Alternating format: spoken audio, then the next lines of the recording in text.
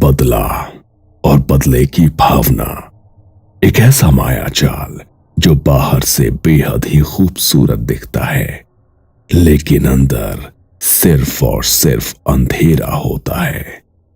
धीरे धीरे नफरत इंसान की सोच को खा जाती है, उसकी आंखों से सच छीन लेती है और दिल में जहर भर देती है। वो समझ ही नहीं पाता कि वो लड़ रहा है या खुद को खत्म कर रहा है, और जब उसे एहसास होता है तब तक बहुत देर हो चुकी होती है। कुसुम शर्मा अपने बेटे आरव के साथ शहर के एक पुराने लेकिन सजे सवरे घर में रहती थी। आरव कॉलेज जाता था, अपनी पढ़ाई और दोस्तों में व्यस्त रहता था। कुसुम ज्यादातर वक्त घर में ही रहती, लेकिन एक बात थी जो आरव ने सालों से नोटिस की थी। हर रात लगभग एक ही वक्त पर कुसुम चुपचाप घर से निकल जाती थी।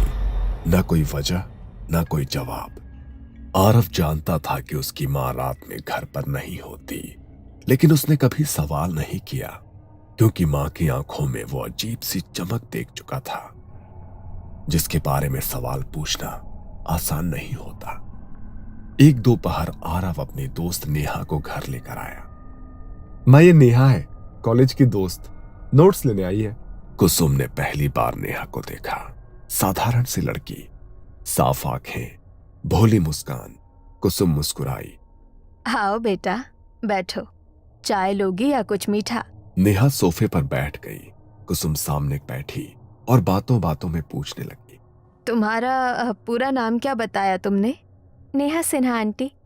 सिन्हा? अच्छा, तुम्हारे पापा क्या करते हैं? पापा विवेक सिन्हा प्राइवेट कंपनी में है। कुसुम की उंगलियों ने कुर्सी को कसकर पकड़ा। आवाज भी नॉर्मल थी, लेकिन अंदर कुछ हिल चुका था। अच्छा, और मूल रूप से कहाँ के हो तुम लोग? गांव से ही है आंटी, वही चंद्रपुर। वही गांव। कुसुम का भी वही था। अब शक गहरा हो चुका था। और तुम्हारी मम्मी? रिया सिन्हा, वो भी पापा के साथ उसी कंपनी में काम करती हैं। एक पल के लिए कुसुम ने आंखें बंद की, सांस गहरी ली और फिर बिना कुछ कहे उठकर किचन की तरफ चली गई। किचन में जाते ही उसके चेहरे पर एक कातिल मुस्कान आ गई। थोड़ी देर बाद वो प्लेट में मिठाई लेकर लौटी। घर की बनाई मिठाई है बेटा, खा कर देखो। नेहा ने मिठाई खाई और मुस्कुराई। उसे क्या पता था, यह सिर्फ मिठाई नहीं थी। कुछ देर बाद आरव नोट्स लेकर आया और नेहा के पास बैठ गया। आरव बेटा, दोस्त बहुत प्यारी है तुम्हारी। आरव ने शर्मा कर नीचे देखा। तुम दोनों बस दोस्त हो या कुछ है तुम दोनों में? नेहा और आरव दोनों शर्मा गए। नेहा नोट्स लेकर उठी। थैंक यू आंटी, फिर मिलेंगे। नेहा दरवाजे की तरफ बढ़ी ही थी। जरूर आना बेटा, अब तो ये घर तुम्हारा अपना ही है। नेहा मुस्कुरा कर चली गई। आरव, कहीं तुम्हारा और नेहा का कुछ चक्कर तो नहीं? मां, ऐसा कुछ नहीं है, वो बस मेरी एक अच्छी दोस्त है। मुझे तो वो बहुत पसंद आई। ऐसी लड़की बहू बने तो घर भर जाए। आरव बिना कुछ बोले शर्मा कर अपने कमरे में चला गया। उसे नहीं पता था, उसकी मां ने उसी पल एक फैसला कर लिया था।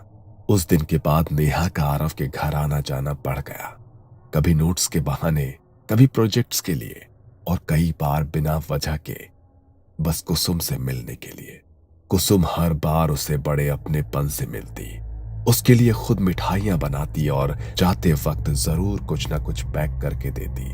अपनी माँ को भी खिलाना बेटा, खास तुम्हारे लिए बनाई है। नेहा हर बार सिर हिलाकर हामी भर देती। वो मिठाई घर ले जाती और रिया को अपने हाथों से खिलाती। धीरे धीरे आरव और नेहा एक दूसरे के और करीब आने लगे। कॉलेज के बाद लंबी बातें, भविष्य के सपने, और कुछ ही महीनों में वो प्यार में पड़ गए। कॉलेज खत्म होते ही कुछ महीनों बाद एक शाम आरव नेहा को लेकर घर आया। मां, मैं नेहा से शादी करना चाहता हूं। कुसुम ने उसकी तरफ देखा। चेहरे पर खुशी दिखाई, लेकिन आंखों में कोई और ही चमक थी। उसी दौरान नेहा ने धीमी आवाज में एक और बात कही। आंटी, मेरी मम्मी की तबीयत ठीक नहीं रहती, खाना पचता नहीं, बहुत कमजोर हो गई है। डॉक्टर भी कुछ साफ नहीं बता पा रहे हैं। ये सुनते ही कुसुम के मन में अजीब सी खुशी दौड़ गई। वो जानती थी कि जो मिठाइयां रिया तक पहुंच रही थी, अब उनका असर दिखने लगा था। इसके बाद सब कुछ धीरे धीरे बदलने लगा। रिया की हालत दिन प्रतिदिन बिगड़ती चली गई। नेहा का ज्यादातर वक्त अब अस्पताल और घर के बीच बीतने लगा। आरव से मिलना कम होने लगा। फोन पर भी बातें छोटी और थकी सी होने लगी। और हर बार जब आरव बेचैन होकर ये बातें कुसुम को बताता, माँ, नेहा की मम्मी बहुत बीमार है। कुसुम के हाव भाव बदल जाते। उसकी आंखों में अजीब संतोष झलकता। एक रात कुसुम फिर घर से निकली। इस बार आरव ने उसके कमरे की तलाशी ली। उसे उसके कमरे में कुछ अजीब चीजें मिली। एक पानी का गिलास जिस पर लिखा था नेहा, एक पैकेट में कुछ बाल, एक रुमाल जिस पर लिखा था रिया। सुबह जब कुसुम घर लौटी, माँ, ये सब क्या है? तुम रोज कहाँ जाती हो? कुसुम कुछ पल चुप रही, फिर हंसने लगी। मैं जब भी तुम्हें नेहा की मम्मी के बारे में बताता हूँ, तुम्हें कोई फर्क ही नहीं पड़ता। तुम्हें नेहा पसंद नहीं है क्या? और ये सब चीजें तुमने कमरे में क्यों रखी है? कुसुम मुस्कुराई। ये सब अचानक नहीं हुआ था। जो कुछ कुसुम कर रही थी, इसकी जड़ें 20 साल पीछे दबी हुई थी। कुसुम शर्मा और विवेक सिन्हा एक ही गांव में पले बढ़े, बचपन से साथ खेले, और कब दोस्ती प्यार में बदल गई उन्हें खुद पता नहीं चला। शाम के वक्त मंदिर के पीछे बैठकर बातें करना, मेलों में साथ घूमना और सपनों में एक ही भविष्य देखना। हम दोनों की शादी यही गांव में होगी। सबसे पहले पंडित जी को बुलाएंगे। और मैं शहर में नौकरी करके तुम्हें अपने साथ ले जाऊंगा। उस वक्त विवेक की बातों में भरोसा था और कुसुम के दिल में पूरा जीवन। कॉलेज खत्म हुआ, विवेक शहर चला गया नौकरी के लिए, और वहीं से सब बदलने लगा। पहले रोज फोन आता था, फिर हफ्तों में, फिर महीनों में। विवेक, सब ठीक है ना? तुम बदल रहे हो। कुसुम, तुम्हें हर चीज में प्रॉब्लम दिखती है। ग्रो अप यार। और कुछ दिन बाद फोन आना बंद हो गया।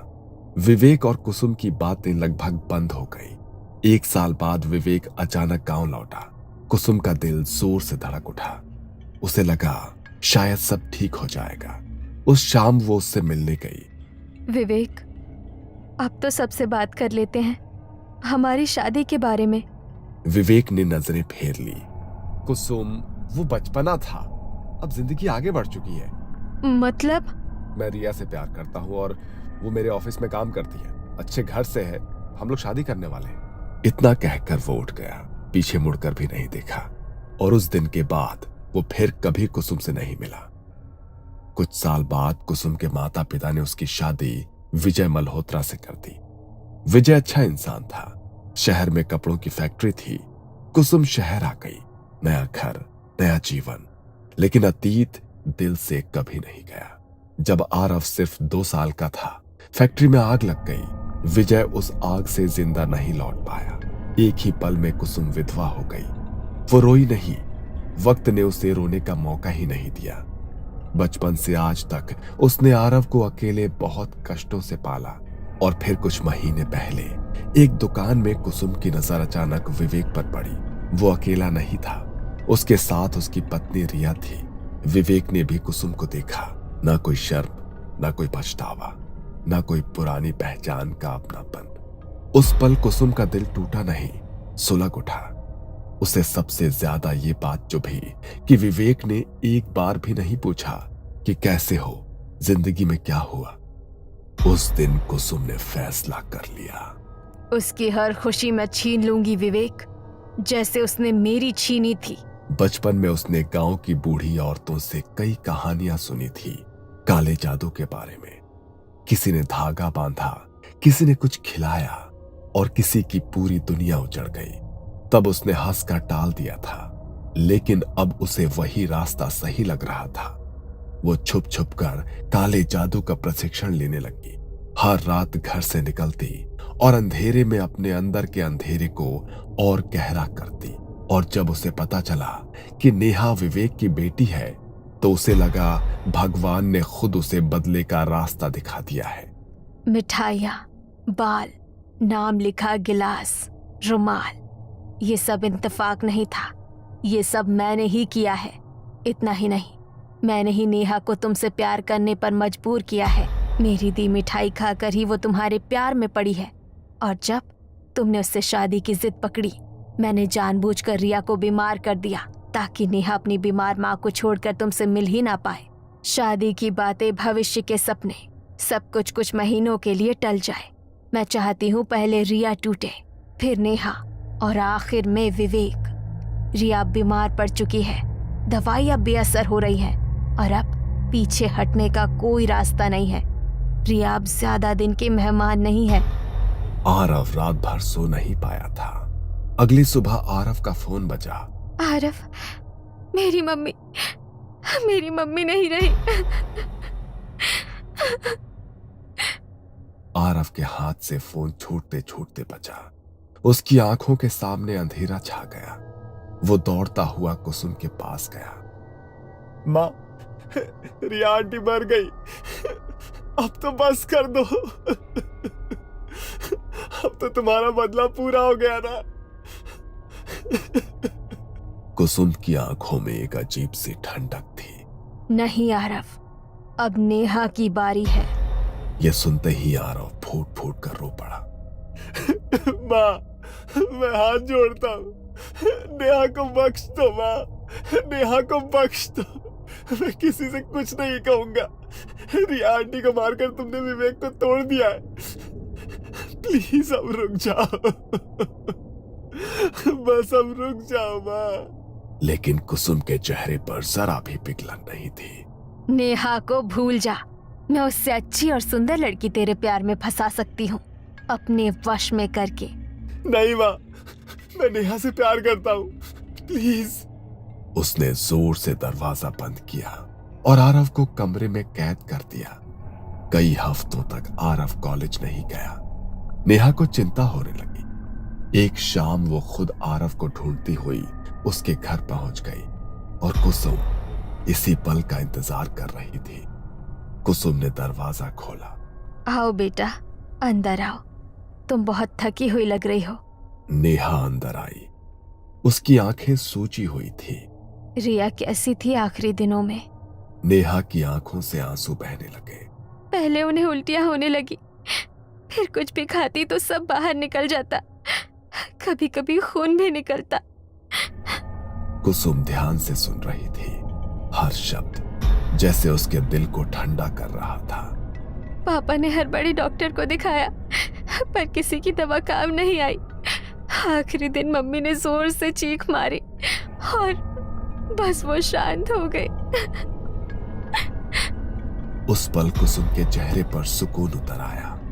कुछ देर बाद, खाना खा लो बेटा, मैं भी तुम्हारी माँ हूँ। नेहा मना नहीं कर पाई। ये वही खाना था जिसमें तंत्र मंत्र से तैयार आखिरी जहर मिलाया गया था। खाना खाते ही नेहा की आंखें भारी हो गई। वो बिना आरव से मिले घर लौट गई। अगली सुबह कुसुम ने आरव का कमरा खोला। कल नेहा आई थी, बहुत बातें हुई हमारी और वो खाना खाकर चली गई। आरव को अजीब सा डर लगा। उसने नेहा को फोन किया। फोन विवेक ने उठाया। नेहा बहुत बीमार हो गई है, ठीक वैसी ही हालत है जैसी उसकी माँ की थी। आरव दौड़कर नेहा के घर पहुंचा। नेहा बिस्तर पर पड़ी थी, कमजोर, डर से कांपती हुई। आरव, मैं मरना नहीं चाहती, मेरी मम्मी भी ऐसे ही तड़पी थी, मुझे बचा लो। आरव कुछ नहीं कर पाया। वो घर लौटा और माँ के पैरों में गिर पड़ा। माँ, बस करो, मैं तुमसे भीख मांग रहा हूँ माँ, प्लीज। लेकिन कुसुम नहीं मानी।